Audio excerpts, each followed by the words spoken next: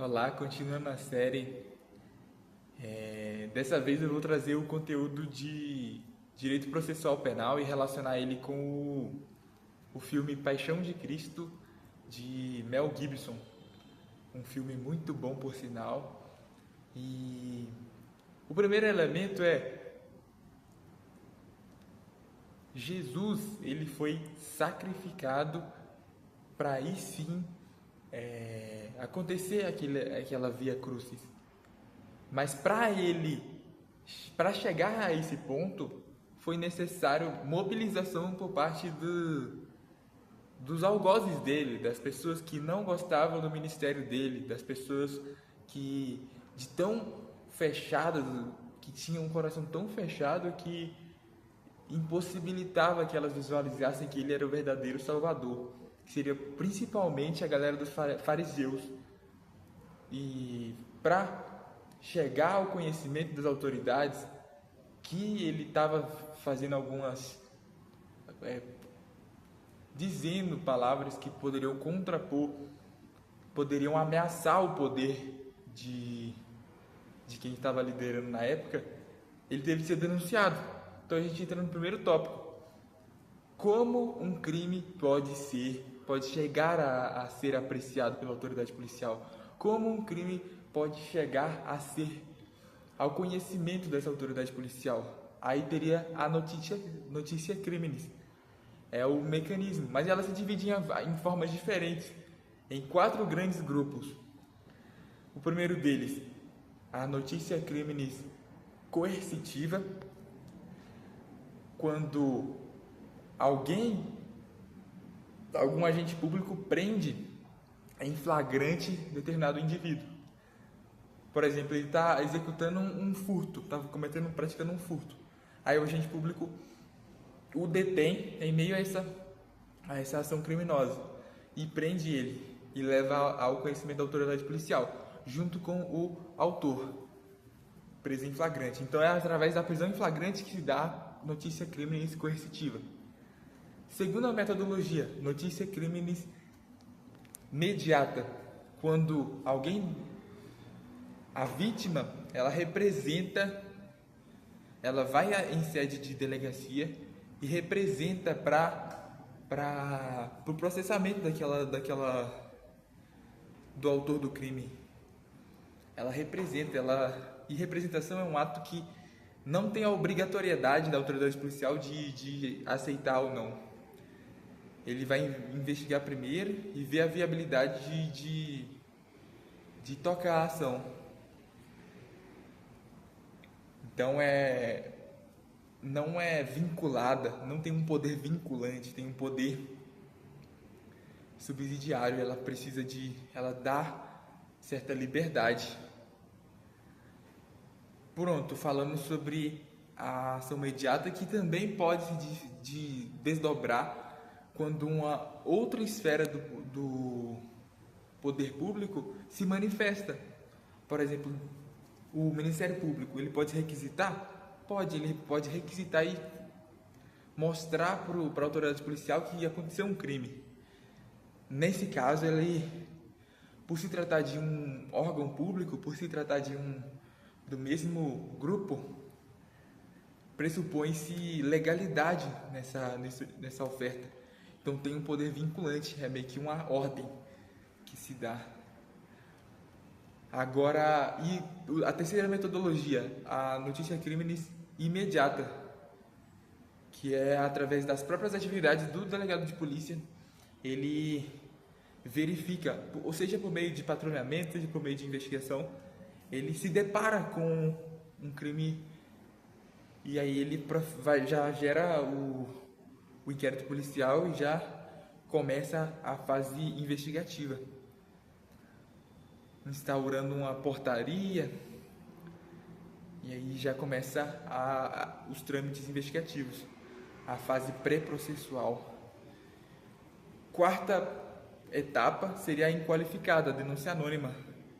Ela por si só não garante também a abertura do inquérito policial, porque é necessário averiguar primeiro, já que a pessoa não é qualificada, ela não se qualifica, ela não fala a sua identidade, ela ela omite essas informações, a confiança é menor, porque o dela não está na reta, de certa forma.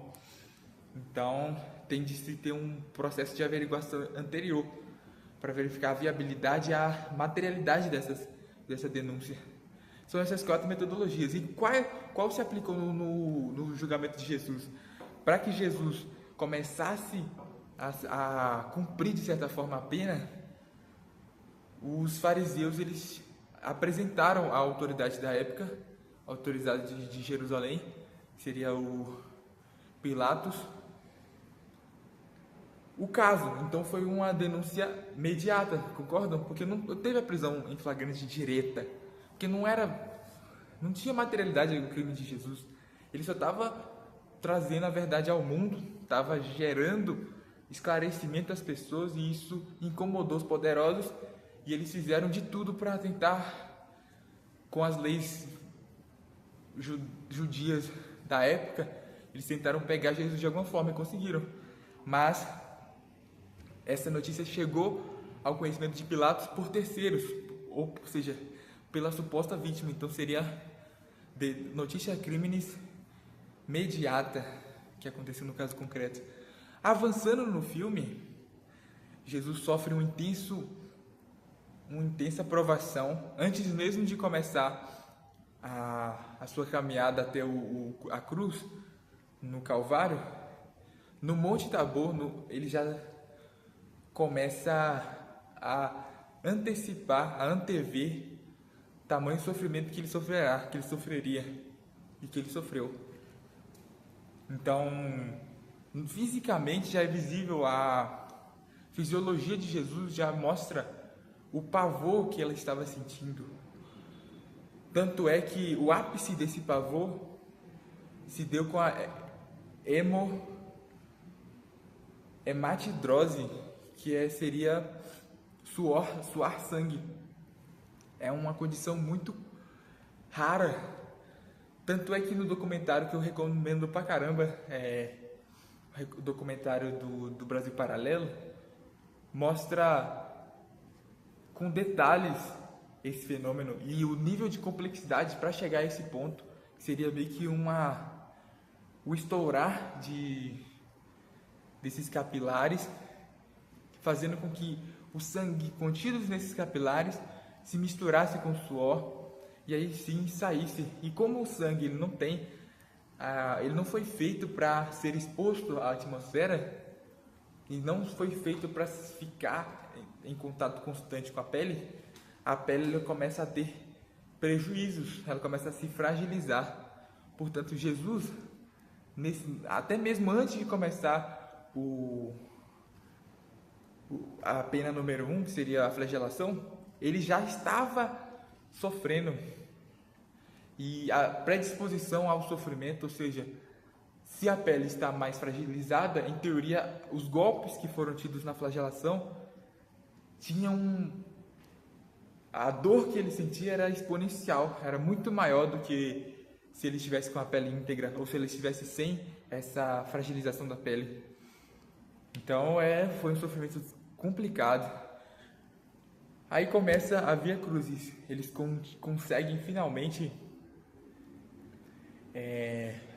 depois de várias andanças, passou para a instância de Herodes. A Herodes falou que não era competência dele, voltou para Pilatos, que seria meio que um líder regional de Roma ali na Judéia. E aí começou a Via Crucis. Jesus começou a carregar a cruz dele.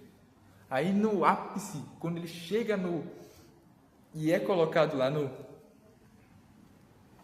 preso ao madeiro, aí eu entro no segundo tópico que eu quero abordar com vocês hoje nessa aula.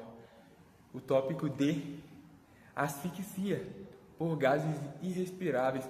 Asfixia, de modo geral, na verdade, por agentes meta-hemoglobinizantes. Methemoglobina é um nome estranho e um tanto quanto inabitual, mas eu vou explicar com clareza. Jesus sofreu um pouco disso também. O que acontece? A asfixia. Por que eu vou entrar no tópico asfixia? Jesus foi enforcado? Não. Jesus foi estrangulado? Não. Jesus foi esganado? Também não. Mas ele passou por um processo de asfixia, sim. Porque existe uma subdivisão dentro das sufocações, que seria a asfixia por posição.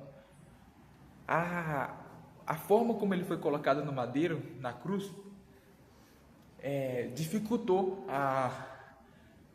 para a gente respirar normalmente, para a gente introduzir oxigênio externo para o nosso interior, é necessário respirar adequadamente.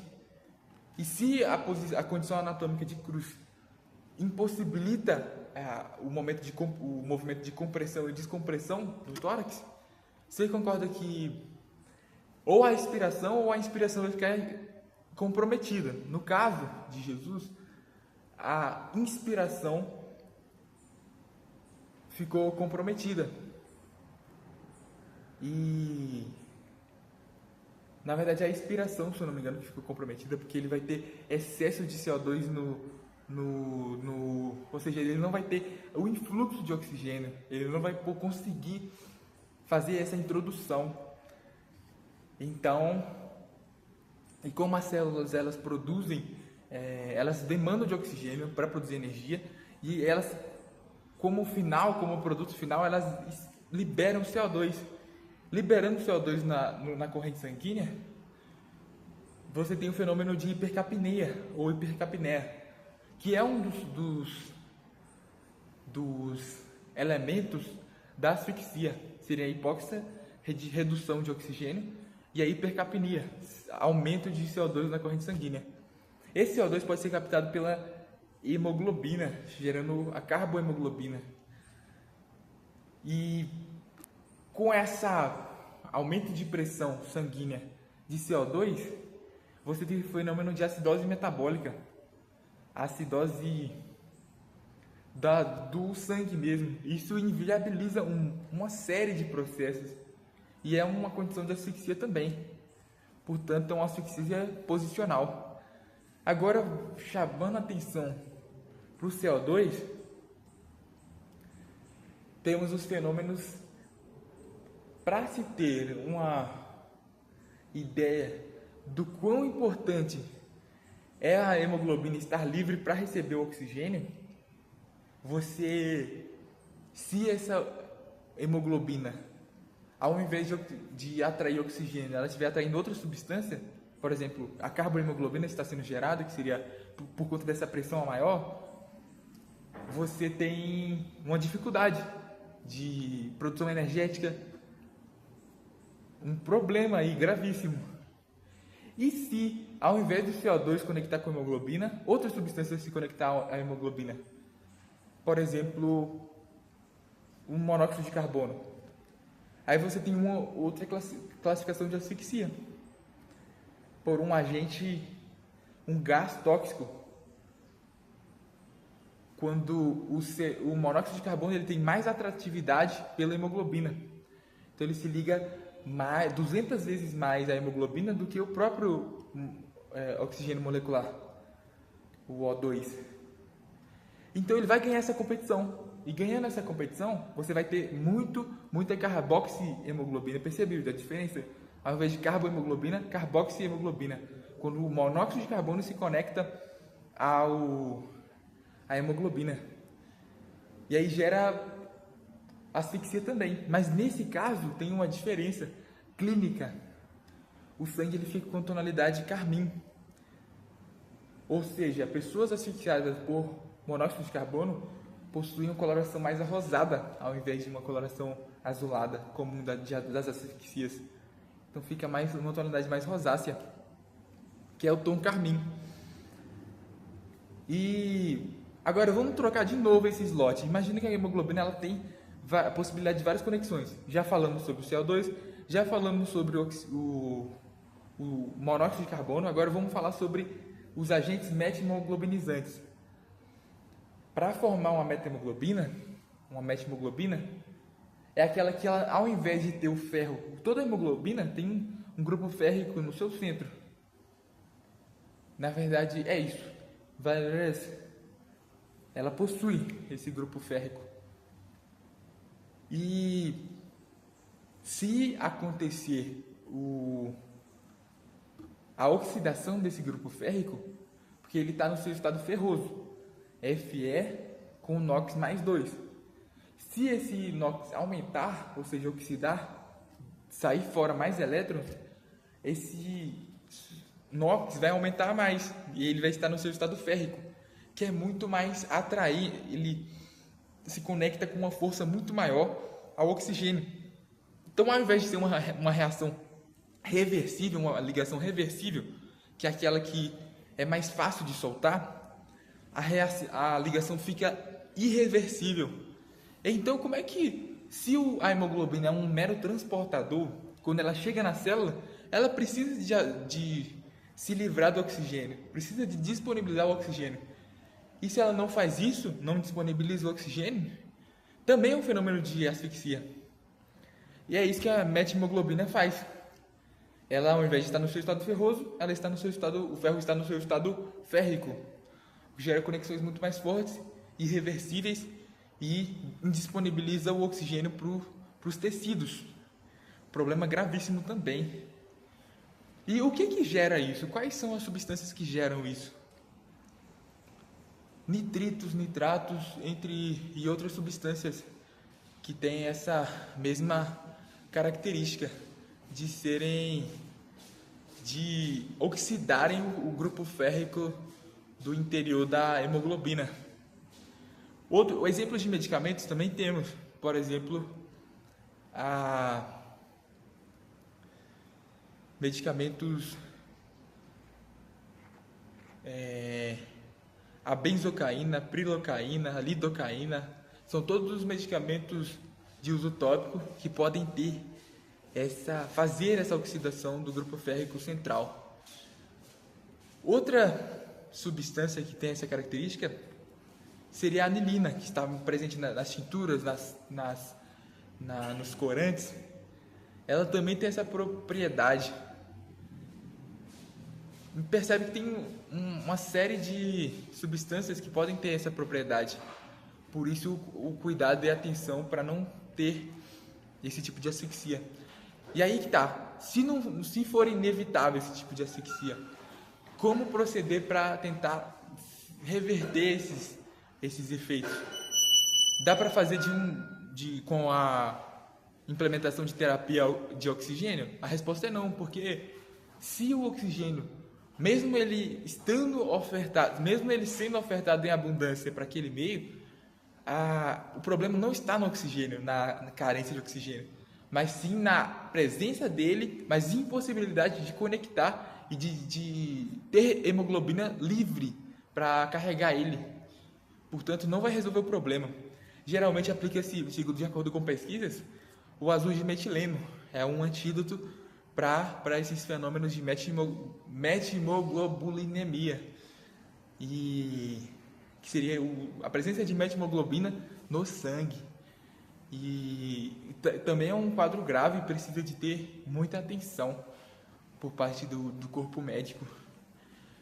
E então, basicamente, Jesus no madeiro lá, ele sofreu um fenômeno de asfixia. E a gente pegou esse gancho para a gente falar um pouquinho sobre os agentes methemoglobinizantes, que também tem uma conexão bem profunda. Percebe então que Jesus sofreu pra caramba, além de ter dores físicas, de ser totalmente ferido, com ferramentas de tortura de grande envergadura, que provocam dor ao extremo. Ele ainda teve, no final das contas, de sofrer uma asfixia, que é um tipo de morte horrível, asfixia posicional. E no meio, mesmo com todas as variáveis jogando contra, mesmo com a correnteza o prognóstico totalmente desfavorável, ele ainda conseguiu pronunciar sete frases no madeiro. Então o esforço dele foi sinistro. Mesmo com essas condições sanguíneas, essa acidose metabólica, essa descompensação, essa impossibilidade de ter oxigênio, ele conseguiu subir um pouquinho e fazer, posicionando os seus pés, fazendo atrito com os seus pés, que estavam com o prego, estavam pregados. Ele conseguiu descomprimir o tórax e conseguiu respirar um pouco e pronunciar essas 7 frases com um intenso sofrimento. E é isso, pessoal. Muito obrigado por assistirem até aqui. Até a próxima. E vamos continuar essa série correndo para a aprovação.